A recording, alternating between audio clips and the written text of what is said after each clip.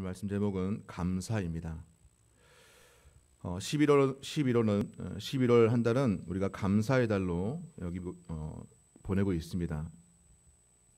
그래서 오늘 말씀은 제목에 나와 있는 것처럼 감사라고 하는 것이죠. 우리 성도님들은 혹시 최근에 감사하신 적이 있으신가요? 주여. 네, 항상 감사하시죠.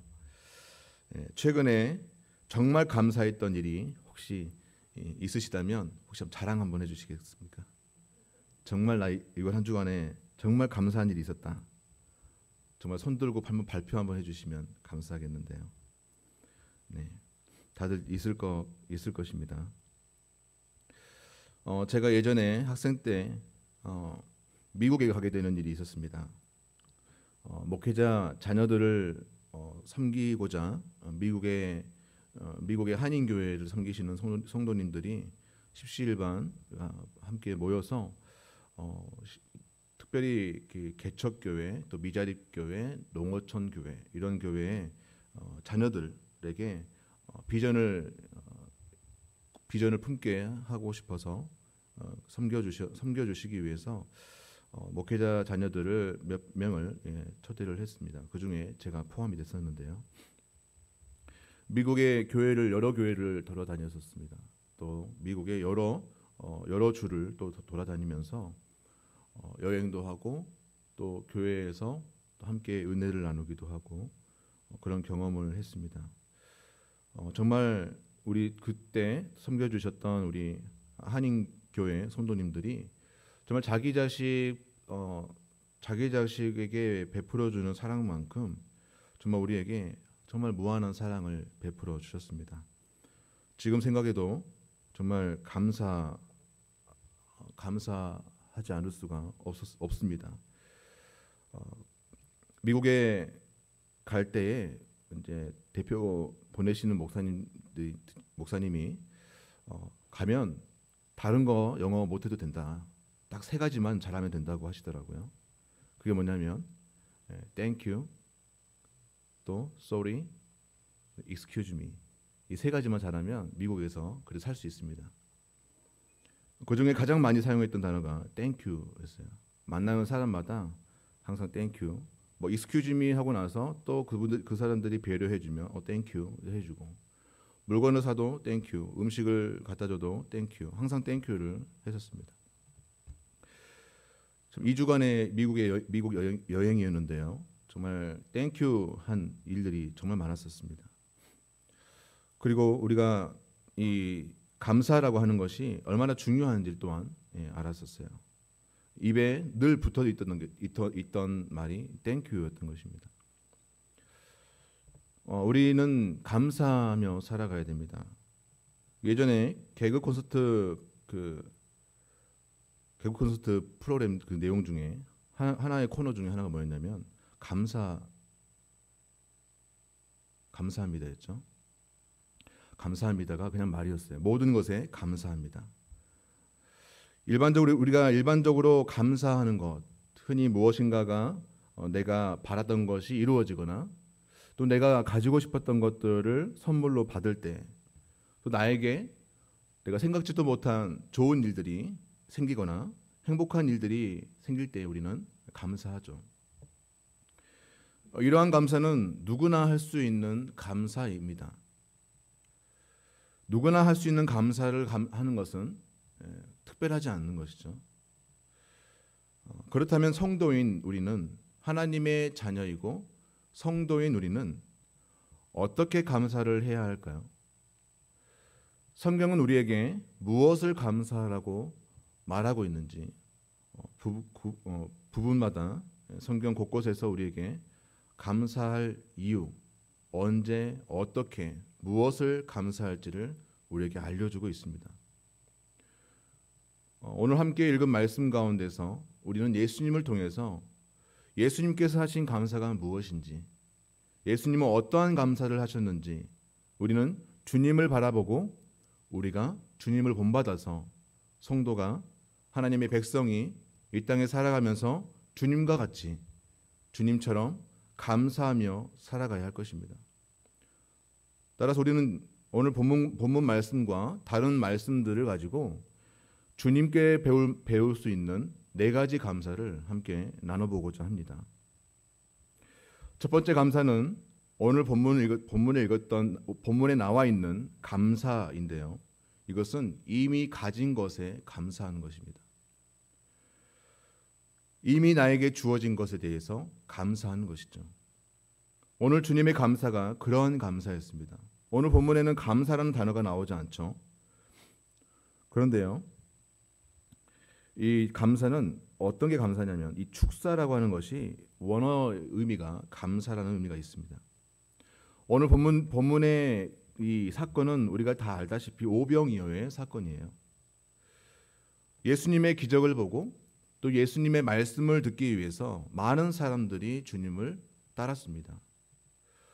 오늘 주님의 말씀, 주님과 함께 하고 있는 수많은 무리들이 있는데요. 이 무리들의 수가 장정만 5천 명이라고 기록되어 있습니다. 장정만 5천 명입니다. 거기에 노인과 여자와 어린 아이들을 합하면 적어도 2만 명이 될 것입니다. 2만 명 이상이 되겠죠. 예수님의 말씀을 들으면서 시간 가는 줄도 모르고 듣다 보니까 저녁이 되었습니다. 저녁이 되자 제자들은 예수님에게 이 사람들을 돌려보내서 알아서 자신들의 끼니를 해결하도록 할 것을 주님께 말씀을 드렸습니다. 그런데 주님은 제자들에게 너희가 먹을 것을 주라라고 말씀하시죠. 사람들은 지금 이 순간에도 주님이 무슨 기적을 베푸시지 않을까, 또 오늘 우리가 지금 굶주려 있는데 혹 그 기적으로 우리의 배를 굶주린 우리의 배를 채우지 않을까라는 그런 기대를 하고 있는 사람들도 있었을 것입니다. 또 앞에서 들었던 사람들이 뒤에 있는 사람들에게 말했겠죠. 주님이 제자들을 통해서 우리에게 먹을 것을 주라고 말씀했어.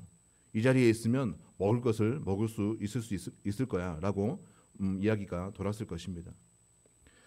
제자들은 난리가 났겠죠. 어떻게 이 수많은 사람들을 먹일 수 있겠느냐며 그들은 난리였을 것입니다. 여기저기 뛰어다니면서 먹을 것을 구했을 것입니다. 당연히 사람들은 먹을 것이 없는 사람들이 대부분이었을 것이고 있다고 해도 자기만 먹을 작은 음식이었을 것입니다.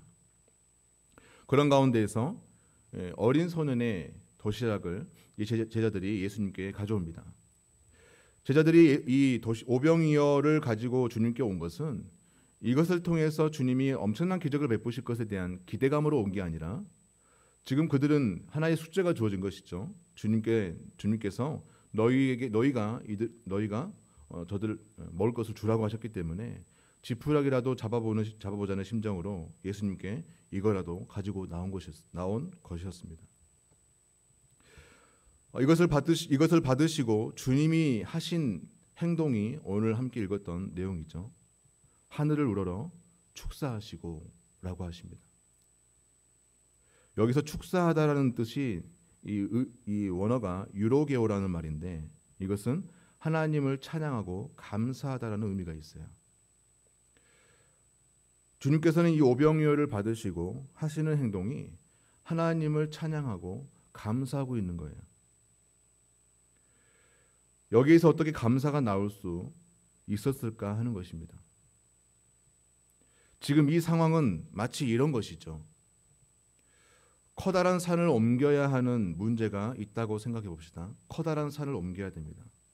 근데 이 일을 해결하라고 손에 쥐어진 것은 티스푼 하나 주어진 거예요. 여러분들은 이 커다란 산을 옮겨야 되는 숙제 앞에서 내 손에 쥐어진 거라고는 티스푼 하나밖에 없다는 그 현실 앞에서 우리는 어떤 행동을 할 수 있을까요? 내게 주어진 그 티스푼마저도 땅에다가 내동댕이 치지 않겠습니까? 원망과 불평이 있을 수 있겠습니다. 하지만 주님은 그 작은 오병이어 장전만 5천 명이고 많은 수를 합하면 거의 2만 명이 넘는 수를 먹여야 하는 이 문제 앞에서 오병이어가 보리떡 5개와 물고기 2마리가 주어졌을 때 주님이 하신 행동은 하나님께 대한 찬양과 감사했다라는 거예요. 이런 상황에서 감사할 수 있을까 하는 것입니다. 수많은 사람들 허기진 배를 채워야 하는데 오병이어 가지고 감사하다는 것은 결코 쉬운 것이 아니었을 것입니다. 고작 이것밖에 없냐고 우리는 불평할 수 있을 것입니다. 하지만 내게 주어진 것에 대해서 주님께서 보여주신 것은 하나님을 찬양하고 감사하는 모습이었습니다. 현재 내게 주어진 것에 대해서 감사하십니까? 오히려 다른 사람과 비교했을 때 내가 부족한 것에 대해서 부끄러워하고 내가 더 가지지 못한 것에 대해서 아쉬워하고 내 안에는 끊임없는 욕망과 욕심, 탐욕만 혹시 있지 않는가 하는 것입니다. 우리는 현재 내게 주어진 것에 대해서 감사해야 할 것입니다. 그것이 비록 오병이어라 할지라도, 그것이 비록 티스푼과 같은 별거 아닌 것 같다 할지라도 우리는 내게 주어진 것 하나만으로도 감사해야 합니다. 그 감사는 또 다른 감사를 낳게 되는 것입니다. 그 감사가 이어지다 보면은 우리는 하나 깨닫게 됩니다. 내게 주어진 것이 참으로 많다라는 것을 알게 되는 것이죠. 그래서 우리는 더욱더 하나님께 감사할 수 있게 되는 것입니다. 하지만 이 작은 것 하나에 원망하게 된다면 모든 것이 원망으로밖에 보이지가 않을 것입니다. 우리는 이미 내게 주어진 것에 대해서 하나님을 찬양하고 감사하는 주님을 본받아서 우리도 그러한 감사를 해야 할 것입니다. 두 번째 감사는 실패 속에서도 감사하는 것입니다. 실패 속에서도 감사하는 것이죠. 주님이 자신에 대해서 소개할 때 나는 전도하기 위하여 이 땅에 왔다라고 말씀하시죠. 그래서 주님은 여러 고을을 돌아다니시면서 끊임없이 복음을 전하셨습니다. 그리고 오늘 14장 14절 말씀 보면 많은 무리들을 보시고 주님은 항상 동일하게 그들을 불쌍히 여기시고 그들의 모든 병을 치료하셨다라는 것이 성경에서 주님이 많은 사람들에 대한 반응이었던 것입니다. 주님은 돌아다니는 곳마다 복음을 전하시고 또 치유하시는 사역을 끊임없이 감당하셨던 것이죠. 그럼에도 불구하고도 주님이 복음을 전하는 가운데에서 많은 마을 사람들이, 많은 고을의 사람들이 오히려 주님을 배척하죠. 오히려 주님을 배척하고 복음을 받아들이지 않습니다. 그러한 고을을 향해서 주님은 크게 탄식하시고 그들의 죄악됨을 책망하십니다. 그래도 주님은 끊임없이 복음을 전하셨던 것이죠. 하지만 그 복음을 전하는 가운데에 돌아오는 것은 오히려 조롱과 멸시들이 더 많았다라는 것입니다. 실패죠. 우리가 볼 때는 실패입니다. 하지만 그런 가운데서도 주님은 감사를 잊지 않았다라는 것입니다. 마태복음 11장 25절 말씀 보면은 이런 말씀이 있어요. 그때 예수께서 대답하여 이르시되 천지의 주제이신 아버지여 이것을 지혜롭고 슬기 있는 자들에게는 숨기시고 어린 아이들에게는 나타내심을 감사하나이다. 이것은 무엇입니까? 많은 이들이 거부하고 배척하는 중에도 복음을 기쁘게 받아들이는 소수의 사람들이 분명히 있었던 것입니다. 주님은 그들이 돌아온 것에 대해서 오히려 감사하고 있는 것을 볼 수가 있어요. 고작 이거밖에 돌아오지 않았냐고. 우리는 복음을 전하고 전도하게 되면은 이런 경우가 있어요. 퍼센트율을 띱니다. 우리가 전도한 게 만약에 100이란다면 거기에서 한 80명이 왔다면 오늘 우리의 성과는 80%입니다. 라고 하는 경우들이 있어요. 이 정도면 우리 정말 성공했습니다. 라고 말하죠. 하지만 주님께서는 오히려 100을 전했다면 오히려 3, 많으면 10. 하지만 그들이 돌아오는 사람들이 대부분이 부한 사람들, 당시에 명예가 있고 권력이 있는 사람들이 아니라 오히려 병든 자, 약한 자, 사람들에게 소외당한 사람들, 사람들에게 죄인 취급받은 사람들이 주님께로 돌아오죠. 그럼에도 주님은 그러한 영혼들이 주께 돌아오는 것에 대해서 감사했다는 것입니다. 따라 실패 속에서도 분명히 감사할 조건과 이유가 우리의 삶 가운데도 분명히 있는 것이죠. 우리는 실패만 보기 쉽습니다. 손해보는 것만 보기 쉽습니다. 하지만 그 가운데에서 우리에게 주어진 하나님의 큰 은혜를, 사실은 크게 큰 은혜는 아닐 수 있겠지만 그 작다라게 보여지는 그 은혜조차도 우리는 더 크게 보면서 하나님께 감사하는 기도를 올려야 할 것입니다. 세 번째 감사는 슬픔 가운데서도 감사하는 것입니다. 주님이 슬퍼하셨던 사건 중에 하나가 있습니다. 나사로의 죽음 앞에서죠. 주님은 나사로의 죽음에서 눈물을 흘리셨습니다. 주님은 그만큼 나사로의 죽음, 나사로를 마리아와 마르다가 이렇게 표현합니다. 당신이 사랑하는 자, 주께서 사랑하는 자가 아픕니다라고 다른 사람에게 이 이야기를 전해주죠. 그만큼 주님은 나사로를 사랑했던 것입니다. 매우 아꼈고 친구처럼 대했던 것이죠. 근데 그의 죽음은 주님께도 슬픔이었던 것입니다. 말하지 않아도 이 마리아와 마르다에게도 큰 슬픔이었던 것이죠. 당시에 가정을 책임져야 할 그들의 이 남매의 이 부모님에 대해서 소개해주지 않는 것으로 볼 때에 부모님은 일찍 여의고 이 세 남매만 남았다라고 추측을 합니다. 그런 가운데에서 가정을 일궈야 할 남자, 이 오라버니가 죽게 됨으로써 더 큰 아픔, 더 큰 슬픔이 이 마리아와 마르다에게 있었을 것입니다. 그런 가운데에서 주님은 그 슬픔 속에서도 주님은 이렇게 기도합니다. 하나님께 이렇게 기도하죠. 요한복음 11장 41절 말씀에 돌을 옮겨 놓으니 예수께서 눈을 들어 우러러 보시고 이르시되 아버지여 내 말을 들으신 것을 감사하나이다. 주님께서는 슬픔 가운데서도 하나님께서 나의 기도를 들으신 것에 대해서 감사하고 있는 것입니다. 우리는 슬픔 가운데 어떤 반응을 보입니까?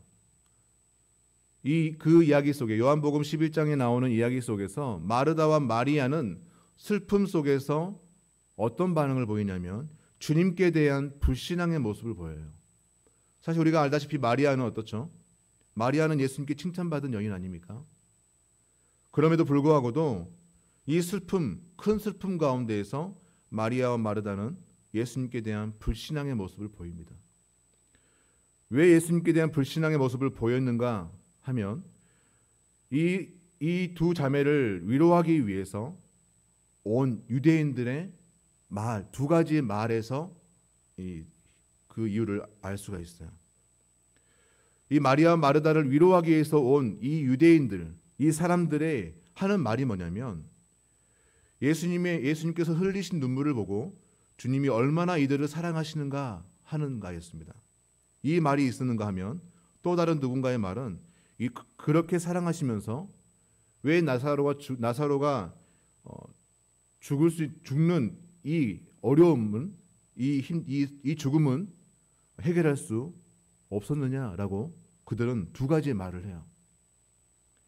예수님이 얼마나 이들을 사랑하시는가에 대한 말과 그렇게 사랑하시면서 왜 이렇게 힘들 때는 돌아보지 않는 거지?